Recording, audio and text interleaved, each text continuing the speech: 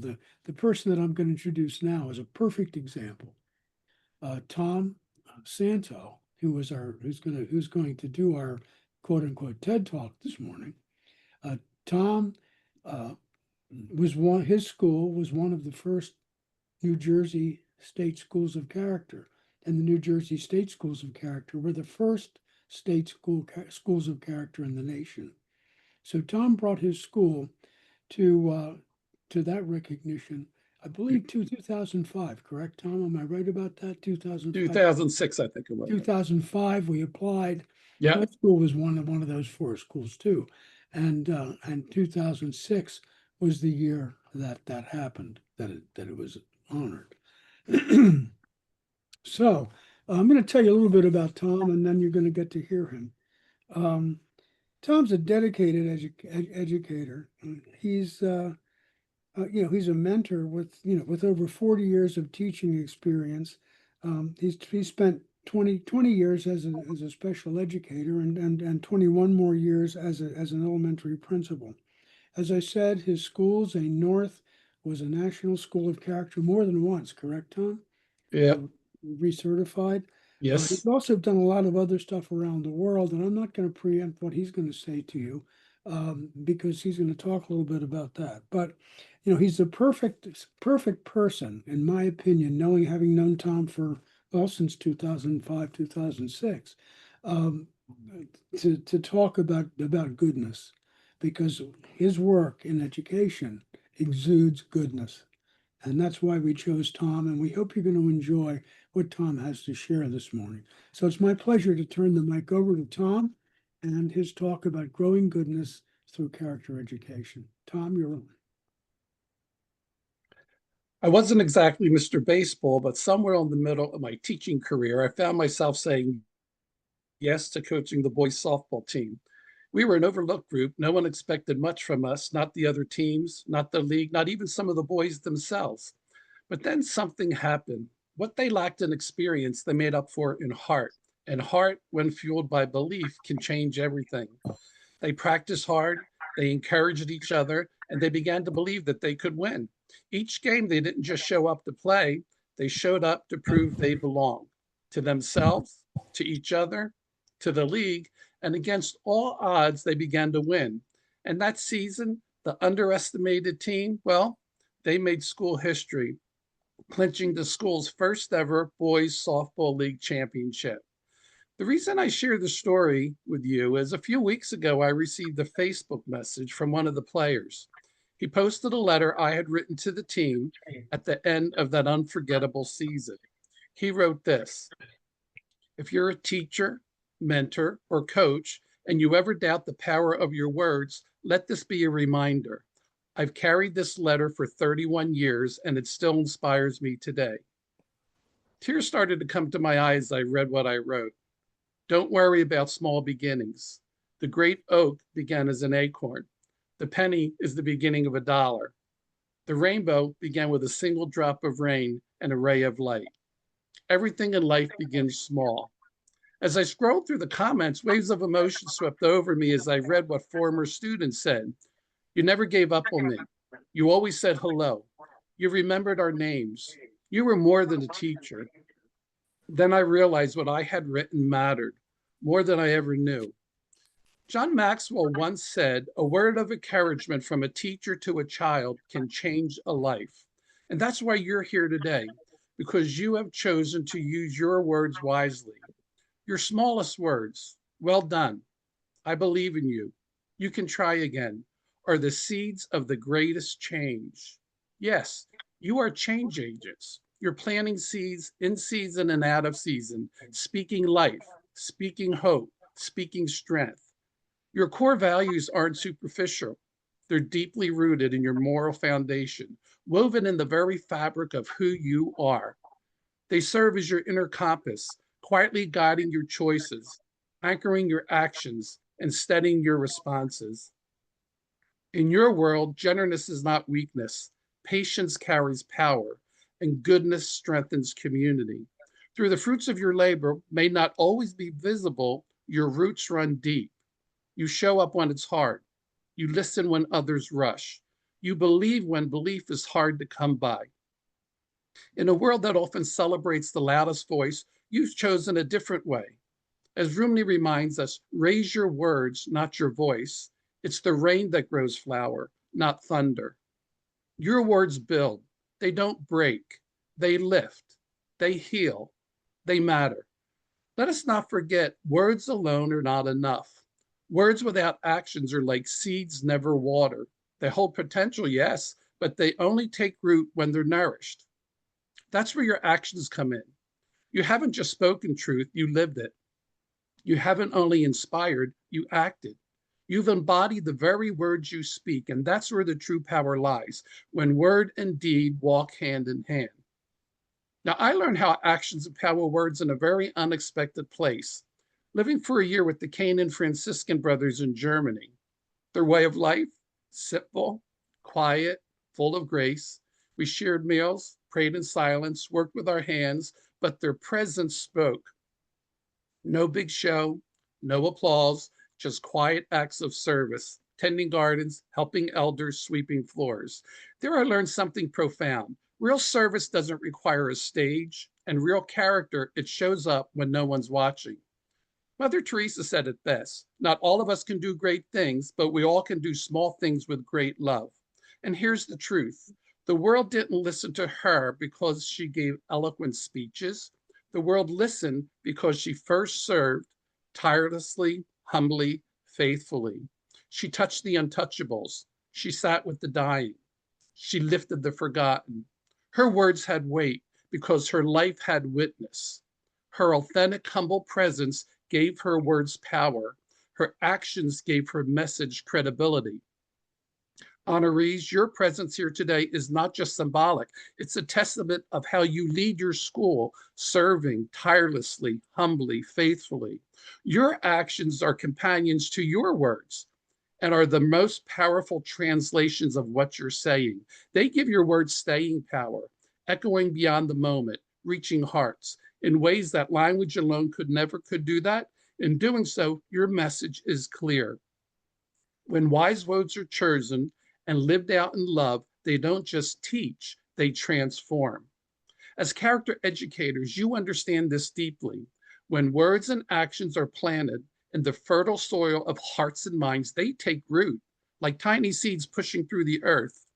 But seeds alone are not enough. They must be nurtured and sustained over time to grow into strong, lasting trees. We know that research shows that consistent positive reinforcement combined with nurturing relationship has a profound impact on a child's social and emotional development, increasing resilience, building empathy, and improving academic success. Sustained character doesn't grow from a single moment. It is in the fruit of consistent presence, hard work, heart work. You believe in growth even before it shows, knowing that what you plant today with your words, your actions, your presence is part of a living legacy that will flourish long after this ceremony. This belief in unseen growth is what carried me through my 20 years as a special education teacher. Each day, my role was to empower my students to believe in themselves, to uncover their God-given talents, and to know deeply that they are genuinely loved and accepted, not for who they might become someday, but for who they are today. Like you, I didn't teach so my students would remember me. I taught so they would remember themselves as capable, as worthy, as good. And my calling extended beyond the walls of my classroom. For many summers, I committed my time and my resources to serve in communities around the world. Different languages, different landscapes, but always the same seed, goodness rooted in presence. Across 5 continents, what I discovered was not so much how different we are, but how deeply connected we remain. A shared human longing transcends all borders, cultures, and languages. Every child, every person yearns to be genuinely seen and deeply understood. They seek more than recognition for their names, for their grades, or their accomplishments. They long for validation of their inner world, their emotions, their stories, and their silent struggles. It's a universal need for compassion, for kindness, and for the kind of goodness that says, you matter, you are enough. This deep human need to be seen and understood is at the very heart of what you do as character educators and leaders. In your schools, in your classrooms, and in your communities, you have the extraordinary opportunity to meet this longing, to create safe spaces where every child feels valued, not only for their achievements, but simply for who they are. Where kindness and compassion and not occasional acts, but the foundation of learning, growth, and community. And as the seasons of my journey shifted, so did my role from teacher in the classroom to leader in a schoolhouse, where I once attended as a child. I always believe leadership isn't about being in charge. It's about taking care of those in your charge. That belief became my compass when I stepped into the role of principal. My purpose didn't change, it expanded. My role was no longer just to teach, but to shepherd, to guide, to nurture, and to support both students, the staff, the community in their growth. Leadership to me meant something standing in the gap, lifting others up, removing barriers, and making sure that every person felt seen, heard, and safe. Because schools don't thrive on structure alone, they thrive on relationships. They flourish when leaders act as caregivers of culture, protecting it, shaping it, and growing it with intention. This is the heart of character-driven leadership. It's not about commanding excellence, it's about cultivating it. And then, after 4 decades of teaching, learning, and leading, another season came.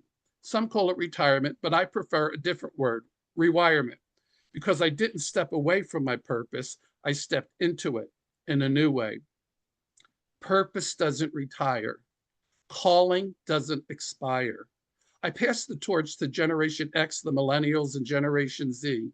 The responsibility and opportunity is now yours to carry forward what matters most, the power of presence, to lead not with authority, but with authenticity, not with position, but with presence. Your presence is power to model the very virtues we hope to awaken in students and staff: kindness, responsibility, resilience, respect, and goodness. You're not just teaching kindness, you are kind. You're not just explaining responsibility, you embody it. You just don't define respect, you demonstrate it.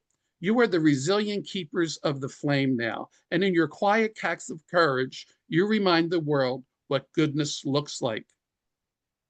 The care you extend will shape destinies. And my destiny, well, it has not come to an end. I opened an email one day and was surprised to read this note. Tom, I heard you're retired. Would you be willing to help mentor principals in Southeast Asia? From that simple message, Heal a School was born. For the past 4 years, I have the privilege of volunteering with schools across Southeast Asia, connecting across oceans through Zoom calls, mentoring principals and educators in undeserved communities, and walking alongside them with limited resources.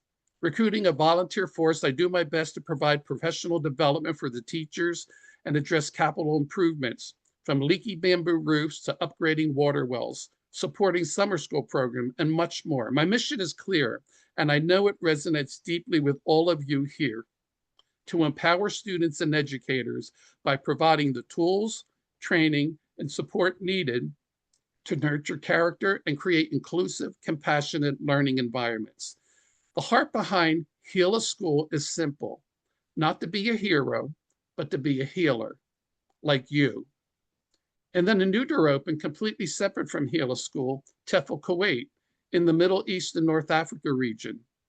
I was invited to serve as chair of a special education special interest group. In this role, I collaborate with educators from around the world, bringing communities through research, peer-to-peer knowledge exchange, and shared stories of challenge and hope. Together, we advocate for every child's worth, support teachers working with the most vulnerable learners, and elevate the global conversation around neurodivergent strengths and needs. And through this experience, I've come to see what many of you already know: that cultural competencies, global connections, and shared humanity matter more than ever. In today's world, being an educator means being a bridge between cultures, between abilities, and between hearts. As my journey has expanded beyond classrooms and school, it has also brought me face to face with the power of connection across differences, whether cultural, religious, or social. This conviction led me to engage in interfaith dialogue locally in Cherry Hill and nationally with leaders across the country. Just a few weeks ago, I had the privilege of attending the One America movement in Tulsa, Oklahoma, a deeply inspiring experience for me. People from diverse faith traditions, educational institutions, businesses, nonprofit organizations came together to engage in honest, respectful, civil dialogue.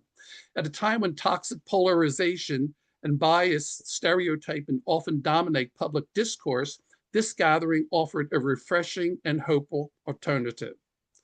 What united us was a shared commitment to mutual respect, deep listening, and bridge building. These conversations weren't always easy, but they were filled with grace. As Martin Luther King said, people fail to get along because they fear each other. They fear each other because they don't know each other, and they don't know each other because they have not communicated with each other. Character educators, you are uniquely positioned to model what it means to listen with empathy, to lead with humility, and to offer grace. With you, every classroom, hallway, and community gathering space can become a place where bridges are built and biases are greatly dismantled. You have been summoned not just to teach, but to transform, not only to lead, but to lift, not solely to succeed, but to serve. The world is aching for educators who lead with love, for mentors who deliver curriculum, but also cultivate character. Be the steady hand that guides when the path is uncertain. Be the voice that encourages when hope feels distance.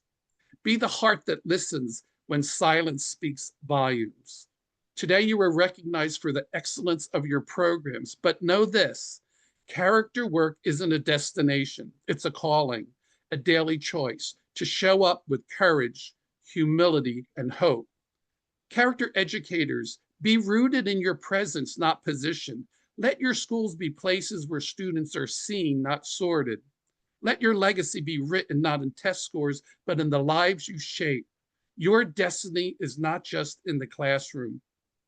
It's in every conversation, every act of kindness, every moment you choose, character over convenience, and goodness over greatness. As Parker Palmer reminds us, the heart of education is the education of the heart. I stand with you in this quiet revolution, transforming lives, healing communities, and lighting the way toward a better tomorrow. Let me close with the words of Fred Rogers, who said, "When I was a boy and I would see scary things in the news, my mother would say to me, 'Look for the helpers. You will always find people who are helping.' Today, you are those helpers, the healers, the hope givers, the heart-guided leaders. To each of you, as you prepare to receive your awards, carry this charge with you. Bridge a divide in your school, in your community. Foster deeper human connections because an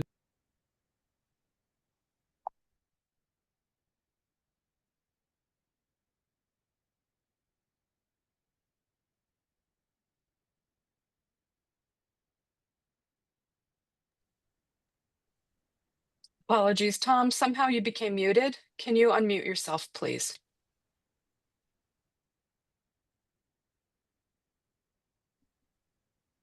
let's see, does that work? Yes, it does. Thank you. Okay, I guess the last part was, because in a divided world, the most courageous acts of leadership is not to build a taller wall, but to build a longer table. So now, let's not forget, tables are where stories are shared, where laughter echoes, and where new friendships are born. And since we're all about character education, why not end with a little character celebration? Because if we want others to join us at the table, we better make sure there's some joy in the room. So here it is, my heart, my hope, and yes, my rap for all of you helpers, healers, and hope givers. Let's have some fun at the table. It's time to celebrate SEL, social, emotional, learn it well. Be self-aware, be emotionally smart. Relationally, take your part. Decision-making, show you care. Socially, be aware. Manage yourself and your stress.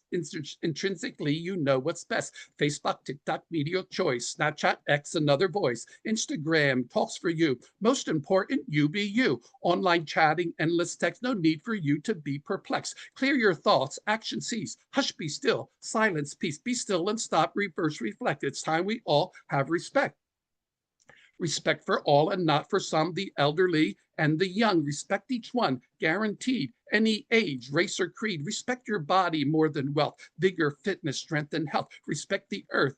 Go green. Pets and plants, a joy serene. Take some time to spot a need, not gain for self. That's greed. Give a gift, grant and part. Help someone from your heart. Touch a life, revive, renew. Moments count, it's up to you. Cooperate, join in, agree. A drop of rain makes a sea. Empathize how others feel. Take the time to help them heal. Be aware, mindful, wise. See life in others through their eyes. Take perspective, context, view. We're more alike, the same is true.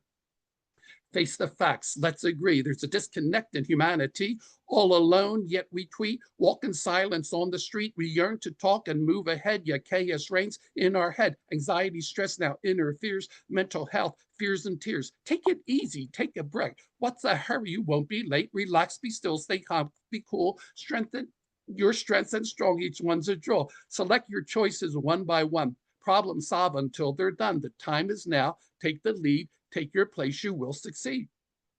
Create a plan, set a goal, be confident you're in control. Listen, think and listen before you act. When you speak, have some tact. You know just what to do. Do it well because you are you. Be brave, be bold, be strong. We need you now. You belong. Be self-aware, be emotionally smart. Relationally, take your part. Decision-making, show you care. Socially, be aware. Manage yourself. Impulse, stress, intrinsically, you know what's best. It's time to celebrate SEL. Social, emotional, learn it well. Be self-aware, be emotionally smart. Relationally, take your part. Decision-making, show you care. Socially, be aware. Manage yourself. Impulse, stress, intrinsically, you know what's best. Be brave, be firm, be bold, be strong. We need you now. You belong. You know just what to do. So do it well because you are you. Yay! For my camera, honey, Well, Tom, that was an outstanding job. What a great message. And again, this is going to be available on a recording. I know I'm going to listen to it again because the wisdom that and the inspiration that was imparted by you in the last 20 minutes was just so valuable. And I hope everybody else feels the same way. So for all of us here today, for NJASECD as an organization, thank you so much for helping us this morning celebrate our new 2025 Schools of Character. But not only celebrate, but to charge them, with a mission for the future, which I think is really important. And you talk about a life of purpose. I think, that is something that's important to all of us. So thank you once again for a very inspiring speech this morning. We really appreciate it.